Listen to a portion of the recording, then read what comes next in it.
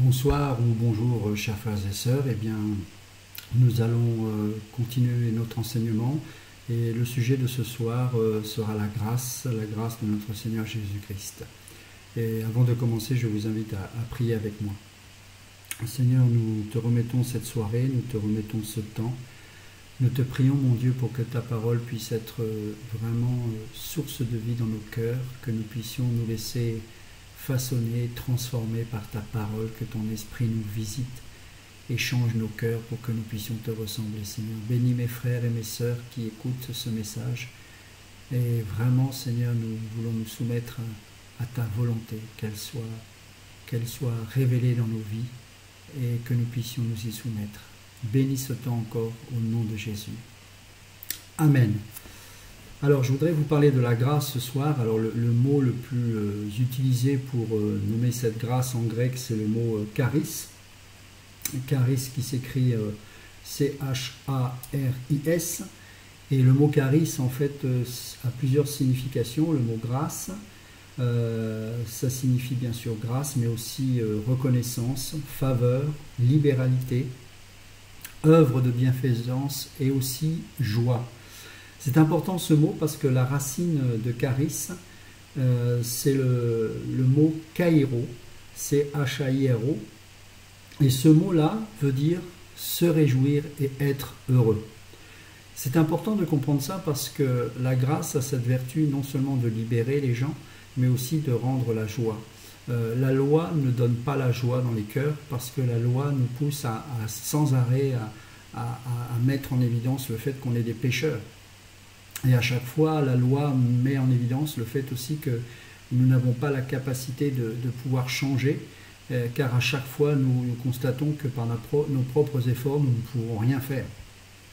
Or, la grâce nous libère. Pourquoi? Parce que la grâce, on le verra tout à l'heure, s'est exprimée au travers de Jésus lorsqu'il est venu sur cette terre. Et la première chose que la grâce a faite, c'est de libérer les gens du joug du péché, libérer les gens de la maladie, etc. Et donc cette grâce, c'est une bonne nouvelle. Cette grâce apporte la joie parce qu'elle n'attend rien de nous. Jésus sait de quoi est fait l'homme. Il sait que selon ce qui est dit dans Romains chapitre 3, verset 23, tous sont pécheurs et sont privés de la gloire de Dieu. Mais il est dit aussi dans Romains 5,8, mais en ceci, Dieu prouve son amour envers nous, en ce que lorsque nous étions encore pécheurs, Christ est mort pour nous. Il n'y a plus aucune condamnation pour ceux qui sont en Jésus-Christ, nous dit la parole. Et le fait de ne plus être sous le joug de la condamnation, eh bien, nous amène la joie. Nous sommes totalement libérés. Et il n'y a rien de plus beau que de voir un enfant de Dieu qui ne marche plus selon la volonté de sa chair, qui réalise que seul l'Esprit va lui donner la possibilité de vivre totalement libéré de lui-même. Donc la grâce est une joie, la grâce libère, la grâce nous pousse, selon Tite 2,11, nous pousse à renoncer au péché, à toutes ces choses. Pourquoi? Parce que c'est une force qui était au départ extérieure à nous-mêmes et qui vient en nous par le Saint-Esprit et qui nous donne la possibilité de vivre ce que nous ne pouvions pas vivre jusqu'à présent. Nous étions, il ne faut pas l'oublier, sous un joug, sous une condamnation permanente. Paul, dans l'Épître aux Romains et au chapitre 7, le décrit très bien cela. Le mal que je ne veux pas faire, je le fais.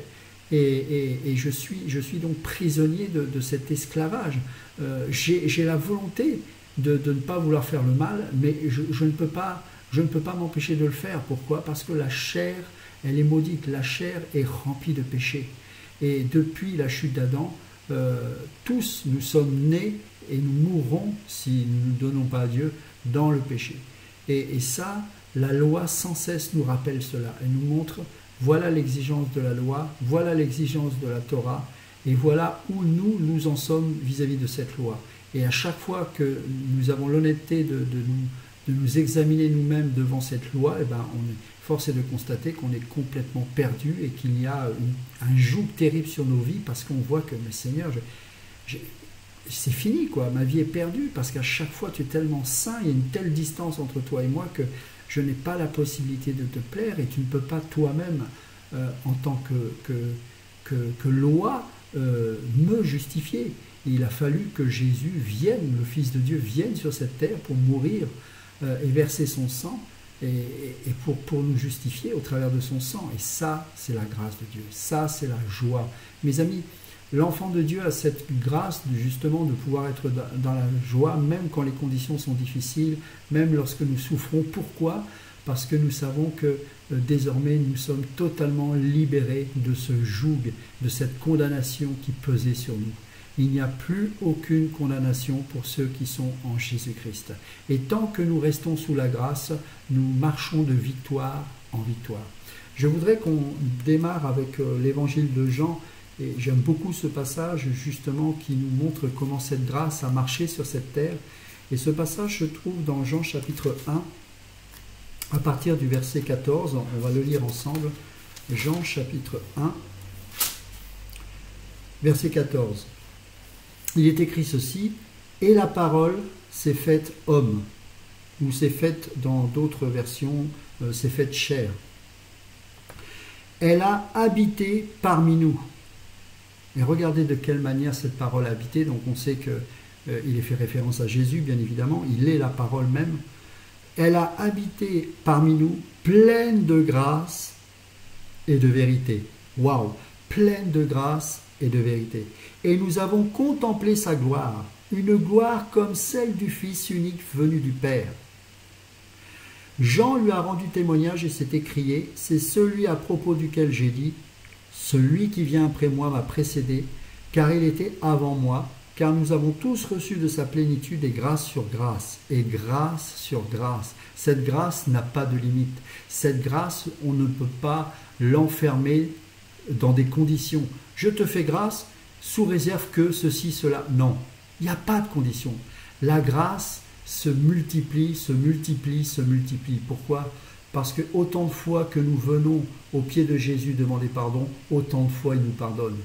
Bien évidemment, si nous péchons volontairement et que nous repentons, soi-disant, et nous recommençons toujours les mêmes travers, il y a un problème dans notre cœur, on n'est pas sincère.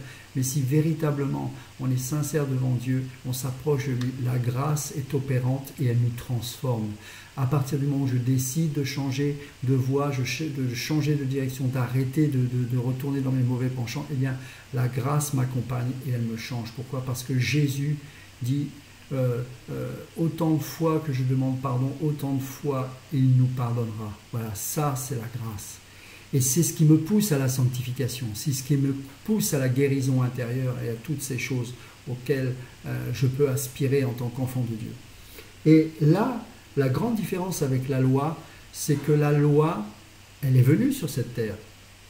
On va le lire tout à l'heure. La loi est venue sur cette terre.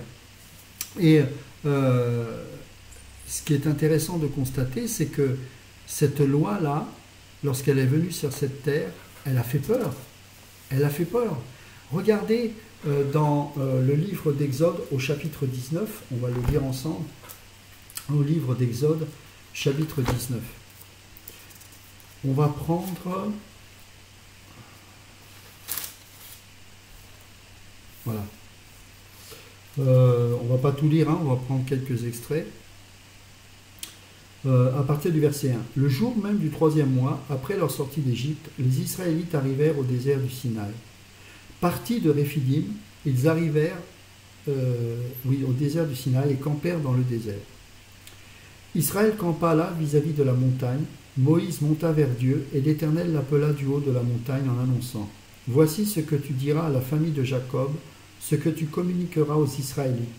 Vous avez vu ce que j'ai fait à l'Égypte et la façon dont je vous ai porté sur des ailes d'aigle et amené vers moi. Maintenant, si vous écoutez ma voix et si vous gardez mon alliance, vous m'appartiendrez personnellement parmi tous les peuples, car toute la terre m'appartient. Vous serez pour moi un royaume de prêtres et une nation sainte. Voilà les paroles que tu diras aux Israélites. » Moïse vint appeler les anciens du peuple et leur exposa toutes ces paroles comme l'Éternel le lui avait ordonné. Le peuple tout entier répondit « Nous ferons tout ce que l'Éternel a dit. » Donc là, on voit que l'Éternel demande à Moïse de préparer le peuple à cette rencontre magnifique lorsque Dieu va descendre sur cette montagne et va visiter son peuple.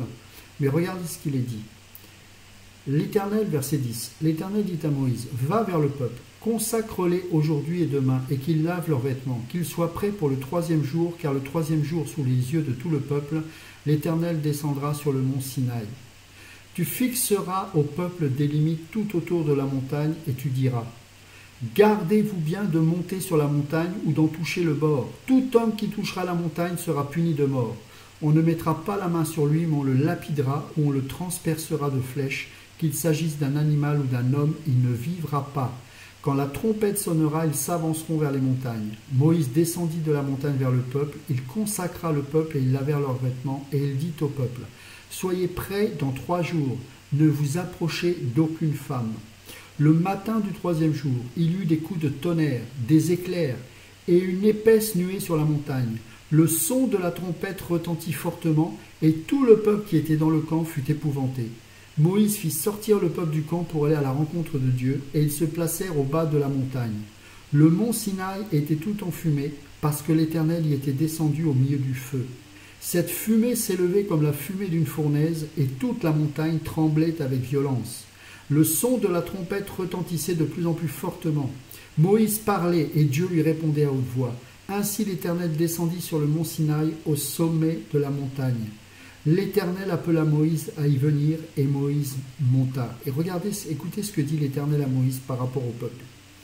Descends avertir, verset 21, descends avertir le peuple de ne pas se précipiter vers l'Éternel pour regarder, car un grand nombre parmi eux mourrait. Que les prêtres qui s'approchent de l'Éternel se consacrent aussi de peur que l'Éternel les frappe de mort.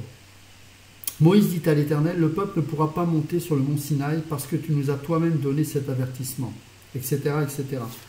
Et un peu plus loin, au chapitre 20 et au verset 18, regardez, c'est une image impressionnante, mais en même temps triste, parce que quelque part, il y a une distance entre Dieu et l'homme. Et seul Moïse, qui est un intermédiaire dans ce cas-là, eh ben, a cette possibilité de monter et d'avoir accès à la présence de Dieu.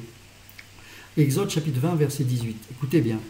Tout le peuple entendait les coups de tonnerre et le son de la trompette et voyait les flammes de la montagne fumante. À ce spectacle, le peuple tremblait et se tenait à bonne distance. Ils dirent à Moïse: parle-nous toi et nous écouterons, mais que Dieu ne nous parle pas, sinon nous mourrions. Moïse dit au peuple: n'ayez pas peur, car c'est pour vous mettre à l'épreuve que Dieu est venu, et c'est pour que vous ayez sa crainte devant les yeux, afin de ne pas pécher. Le peuple restait à bonne distance, mais Moïse s'approcha de la nuée où se trouvait Dieu. Alors, on voit qu'après, Dieu va se révéler à Moïse, et Moïse va descendre avec les tables de pierre, la première fois écrites du doigt de Dieu. Il y a une différence qui est terrible. Et la grande différence entre la loi et la grâce, vous l'avez au travers de l'exemple de Moïse. Moïse représente la loi. Moïse est celui qui a révélé la loi à son peuple. Jésus est la grâce. La grande différence, c'est que quand Moïse est descendu avec les tables de la loi, et alors que le péché était abondant, alors que les gens étaient en train de se prosterner devant le veau d'or, alors qu'il y avait de la prostitution à ce moment-là, que Aaron est resté passif en regardant le peuple se dévergonder devant ce veau d'or que lui-même a fabriqué, eh bien lorsque Moïse est descendu avec la loi, il a brisé les pierres. Et rappelez-vous qu'à un moment donné, il a fait appel à ceux qui sont du côté de l'Éternel pour tuer les infidèles, pour tuer les idolâtres. Et ce jour-là, il y eut quoi? 3000 morts. C'est-à-dire que la loi a révélé toutes les choses mauvaises du cœur de ce peuple, en tout cas la plupart, tous n'étaient pas corrompus, mais une grande partie dut être corrigée sévèrement par le Seigneur, et plusieurs mourront par la suite, pas que 3000, mais dans un premier temps, 3000 vont mourir, 3000. Et vous savez, le chiffre 3000, c'est pas un chiffre cité par hasard, et on va le voir tout de suite là, pourquoi plus tard on retrouvera le même chiffre un peu plus loin dans le livre des Actes. Et vous savez, la différence, c'est que là, c'est pas Moïse, il y a 2000 ans de cela, qui est venu sur cette terre avec la loi. Non, c'est Dieu lui-même qui s'est incarné en tant qu'homme et qui est venu marcher sur cette terre. Et il est venu sur cette terre en tant que grâce. Ça, c'est extraordinaire. Là, à l'époque de Moïse, la loi mettait la crainte de Dieu dans les cœurs, mais en même temps montrait que ceux qui ne le servaient pas et qui ne l'aimaient pas avec intégrité étaient automatiquement condamnés et rejetés par cette même loi. La parole de Dieu au travers de l'épître aux Romains déclare que la loi est bonne et que le commandement est bon et juste. Il n'y a pas de problème, la loi n'est pas mauvaise.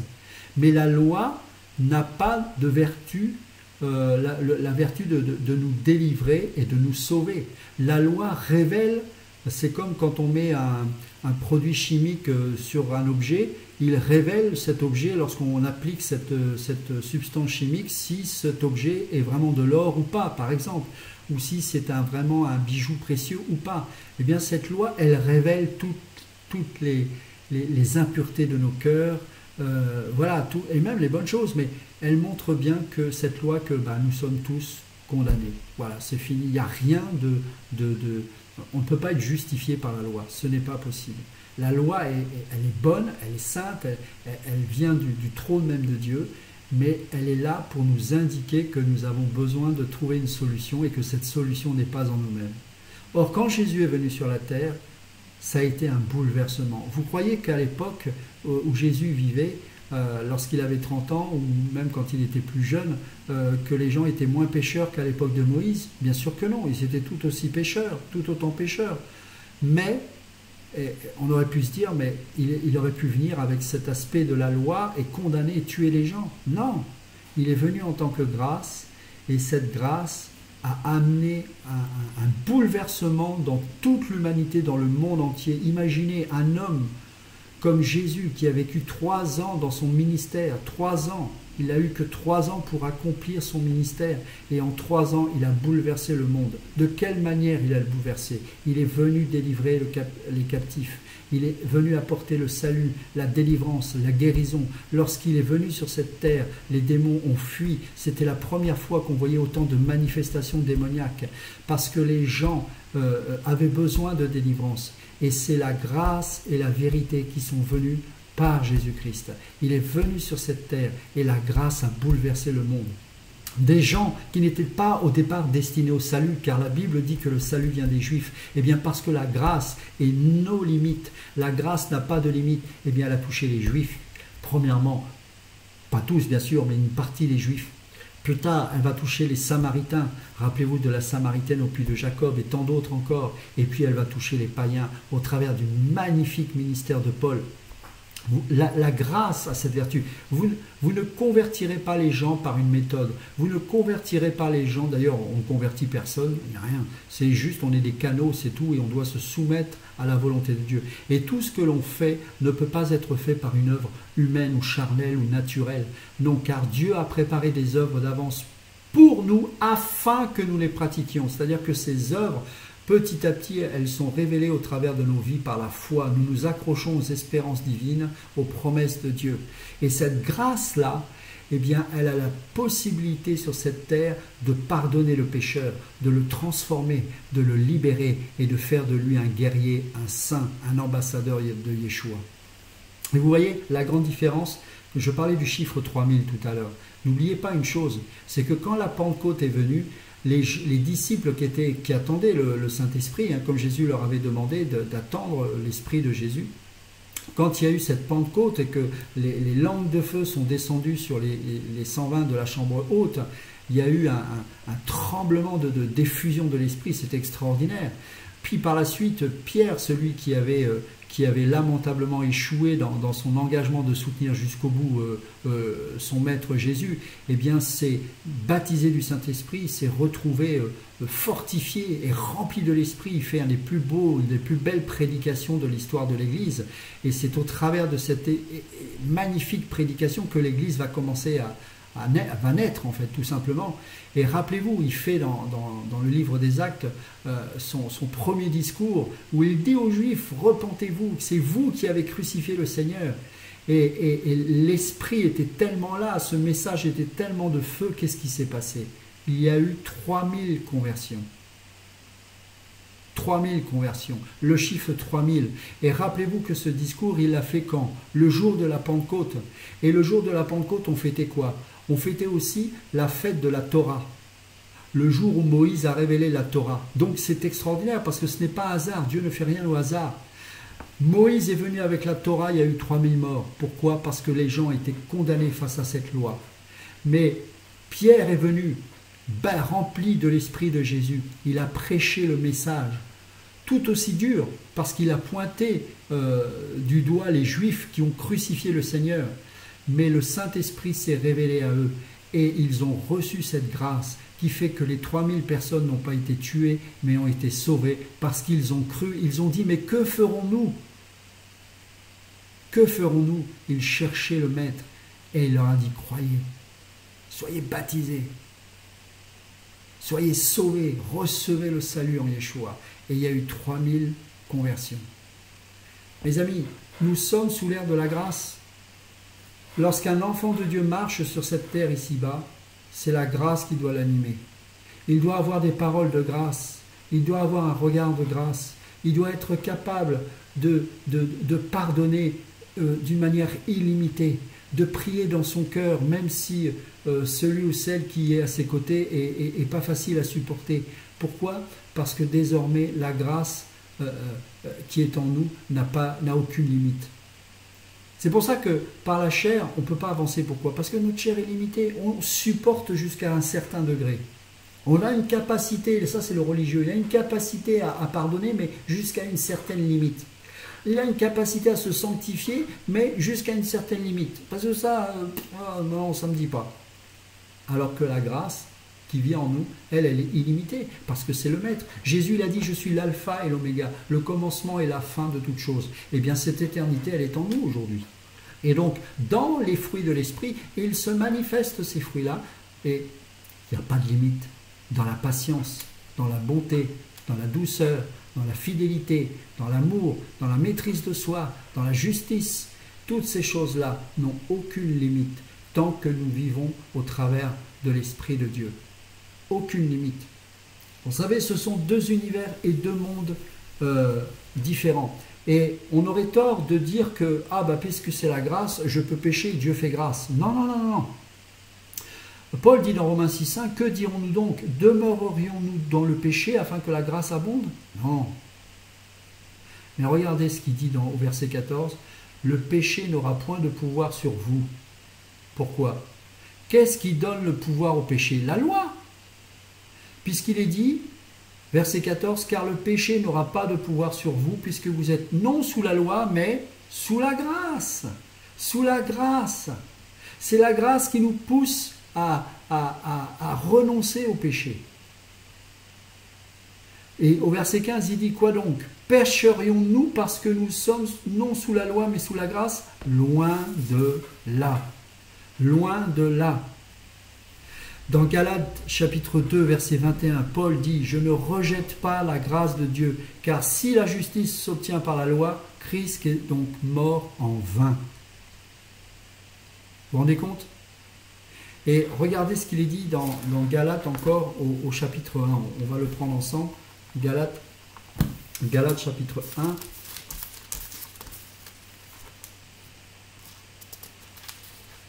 C'est triste, les gens qui veulent revenir à la loi, observer le Shabbat, faire des sacrifices ou je ne sais pas quoi. Regardez ce que dit Paul concernant, parce que Galates c'était un petit peu ça, les Juifs s'étaient introduits et forcés à judaïser les chrétiens. Mais regardez ce que dit Paul à l'église de Galates. « Je m'étonne que vous vous détourniez si vite de celui qui vous a appelé par la grâce de Christ pour passer à un autre évangile. » Ce n'est pas qu'il y a un autre évangile, mais il y a des gens qui vous troublent et qui veulent déformer l'évangile de Christ. Mais si quelqu'un, même nous, ou même un ange venu du ciel, vous annonce un évangile différent de celui que nous vous avons prêché, qu'il soit maudit. Nous l'avons déjà dit, je le répète maintenant, si quelqu'un vous annonce un autre évangile que celui que vous avez reçu, qu'il soit maudit. Et regardez ce qu'il est dit dans le livre de Galates, encore au chapitre 3. Galates sans intelligence, qui vous a fasciné pour que vous n'obéissiez plus à la vérité, vous aux yeux de qui Jésus-Christ a été décrit comme crucifié. Voici seulement ce que je veux apprendre de vous. Est-ce en pratiquant les œuvres de la loi que vous avez reçu l'Esprit ou en écoutant l'Évangile avec foi? Manquez-vous à ce point de bon sens, après avoir commencé par l'esprit, voulez-vous maintenant finir par vos propres forces? Répondre aux exigences de la loi nous pousse à y répondre au travers de notre chair.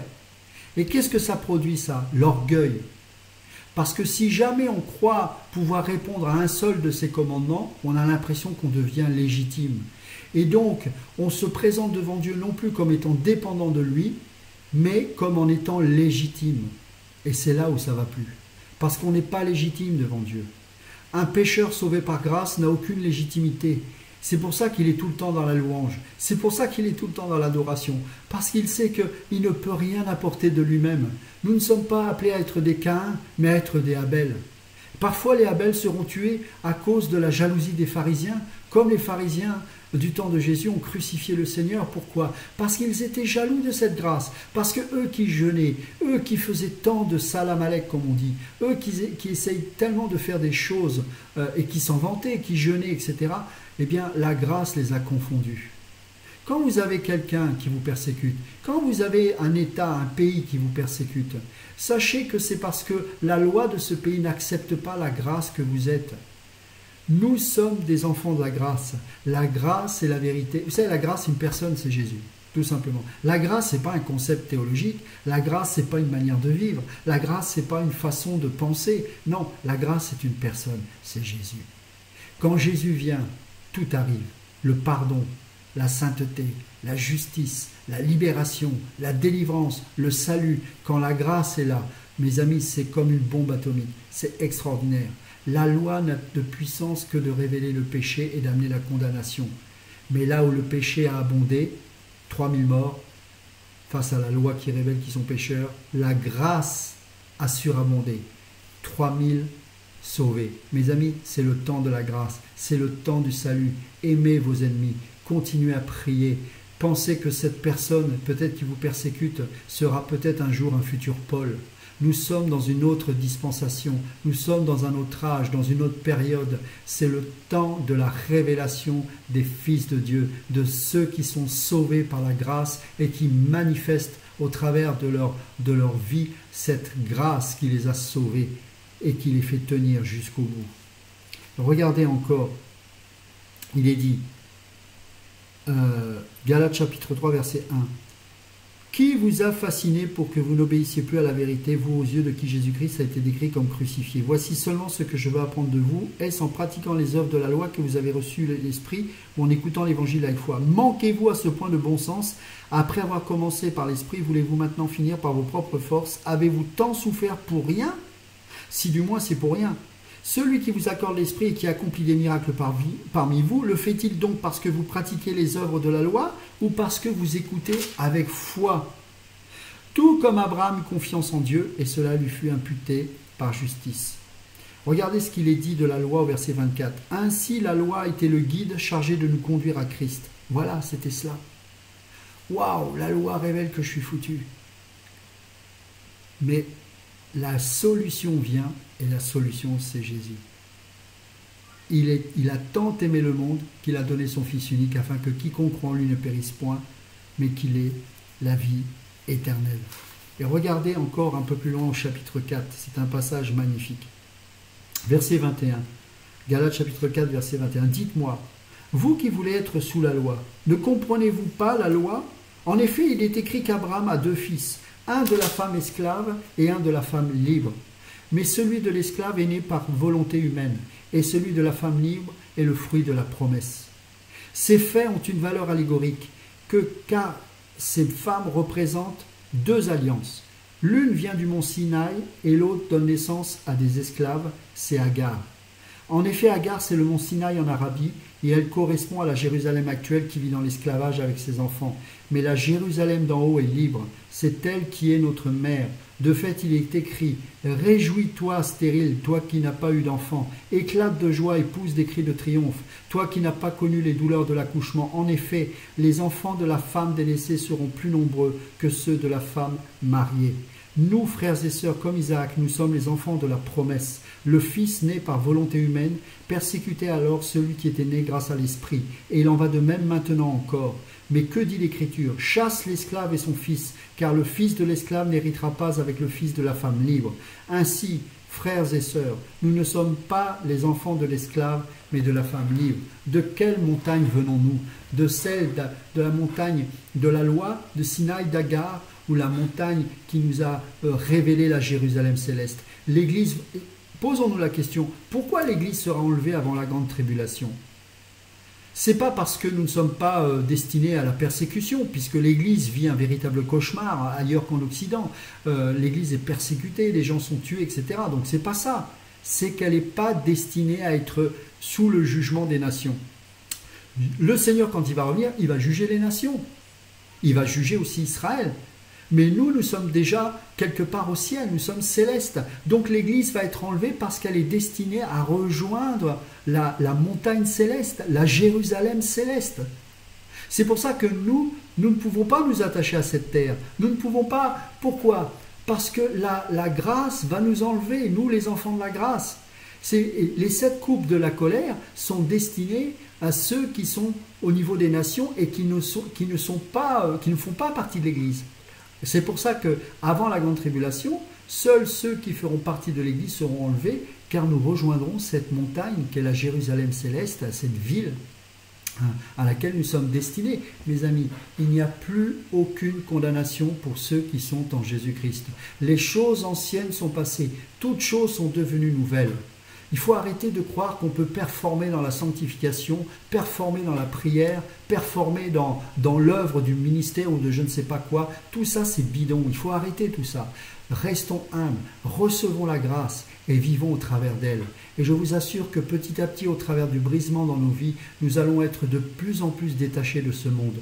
Mes amis, quelles que soient vos conditions, quel que soit l'âge, quelle que soit la couleur de peau, quel que soit le lieu dans lequel tu te trouves, mon frère, ma sœur, sache une seule chose.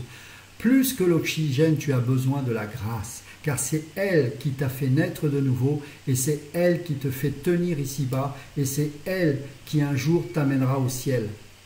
Et je voudrais juste finir avec Jean au chapitre 8, un passage que j'aime beaucoup, et beaucoup de gens ont fait des commentaires, savoir mais qu'est-ce qu'il a dû écrire sur ce sol, et j'ai déjà eu l'occasion de partager là-dessus, mais je pense que ça nous révèle bien l'aspect de la grâce au travers de cette belle histoire.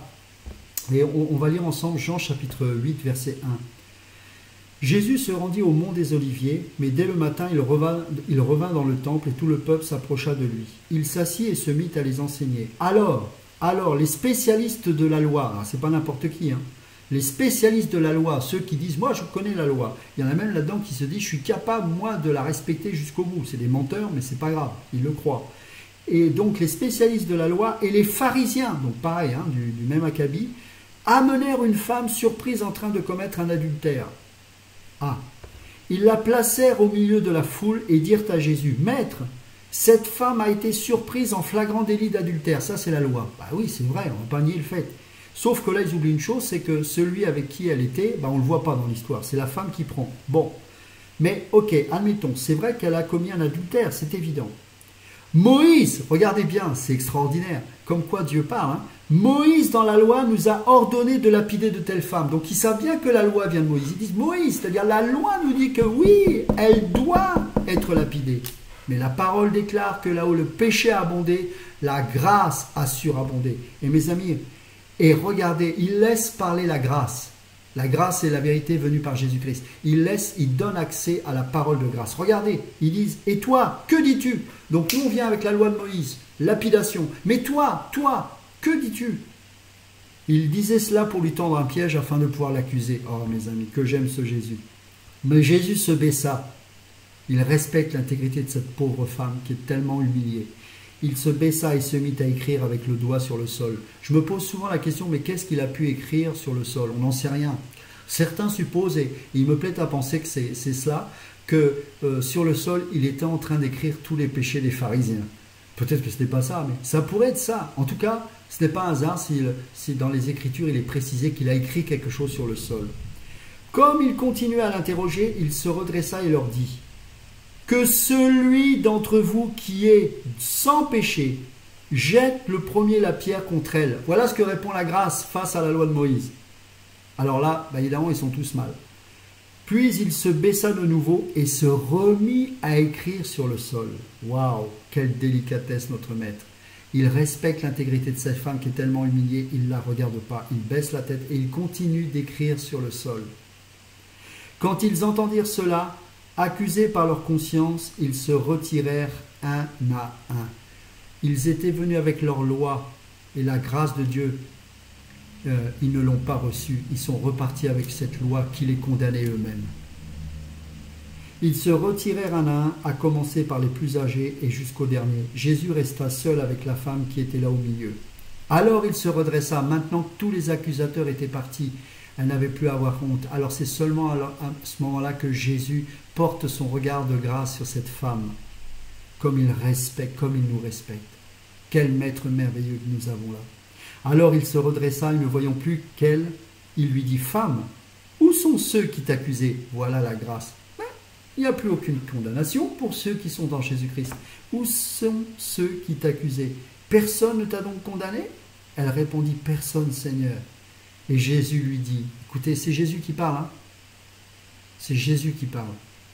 Moi non plus, je ne te condamne pas. Mon ami, quel que soit l'auteur de ton péché, peut-être que tu entends cette parole, tu n'es pas au Seigneur, tu n'es pas converti, tu comprends ces paroles, mais tu dis, pour moi Dieu, je ne sais pas qui c'est, j'aimerais, mais je me sens effectivement pécheur, j'ai l'impression qu'il y a quelque chose, je me sens sale. Jésus te dit ce soir, je ne te condamne pas, repens-toi, repens-toi et reçois la vie de Dieu. Si le Saint-Esprit te touche, laisse-le te convaincre de péché, de justice, de jugement, et laisse ensuite la grâce opérer son chemin dans ta vie. Oui, Jésus est vivant, oui, il existe, oui, il peut toucher ton cœur au travers de son esprit. Et quel que soit le péché que tu as pu commettre, si tu te repens sincèrement, il est fidèle et juste pour te pardonner et pour que tu puisses recevoir une vie nouvelle, avec un cœur nouveau, avec une nouvelle mentalité, avec une vie totalement transformée. Regardez ce qu'il dit, voici l'ordre des choses. C'est comme cela qu'on doit parler à un enfant de Dieu. Moi non plus je ne te condamne pas, vas-y et désormais ne pêche plus. Voilà la logique des choses. La grâce t'accorde grâce. Et à partir de ce moment-là, le maître te dit, va et ne pêche plus. Vous savez, la seule chose qui a été écrite sur la pierre, c'est la loi de Dieu. Elle a été écrite par le doigt de Dieu sur des tables de pierre. Mais là, le maître, s'il a écrit, comme on peut le supposer, mais ce n'est pas certain bien évidemment, les péchés des uns et des autres sur le sol, ça a été écrit sur le sable. Pourquoi? Ou sur le sol? Parce que le vent peut effacer facilement les choses. Les choses anciennes sont passées, toutes choses sont devenues nouvelles. Le sang précieux de Yahushua est suffisant pour effacer tous tes actes, même les plus odieux. Vous savez, Paul était un meurtrier. Paul voulait faire un génocide véritable de chrétiens. Et il a été arrêté dans sa folie par le maître. Mais qui es-tu? Je suis ton maître, celui qui te persécute. Et pour éviter qu'il soit orgueilleux, il a été précisé dans 2 Corinthiens chapitre 12, à partir du verset 9, qu'il a reçu une écharde dans la chair, quelque chose qui le faisait souffrir. On ne sait pas ce que c'est, hein, mais c'était quelque chose qui le faisait souffrir. Et vous savez ce que le maître dit alors qu'il priait pour que cette écharde soit enlevée? Et lui dit, ma grâce te suffit, car ma puissance s'accomplit dans la faiblesse. Je me glorifierai donc bien plus volontiers de mes faiblesses, afin que la puissance des Christ repose sur lui. Le maître lui a dit, ma grâce te suffit. Celui qui s'appuie sur la loi s'appuie sur sa chair et devient un être orgueilleux. Mais celui qui s'appuie sur la grâce de Dieu vit au travers de la faiblesse et de la dépendance. Quand on est faible, on est dépendant de Dieu. Et donc on reçoit beaucoup plus facilement la grâce. Mes amis, soyez convaincus d'une chose aujourd'hui. Quelle que soit votre condition, croyant ou pas, si vous venez à lui tel que vous êtes, il est fidèle pour vous pardonner, pour vous restaurer et pour que vous puissiez recevoir le salut, pour que vous deveniez une nouvelle personne.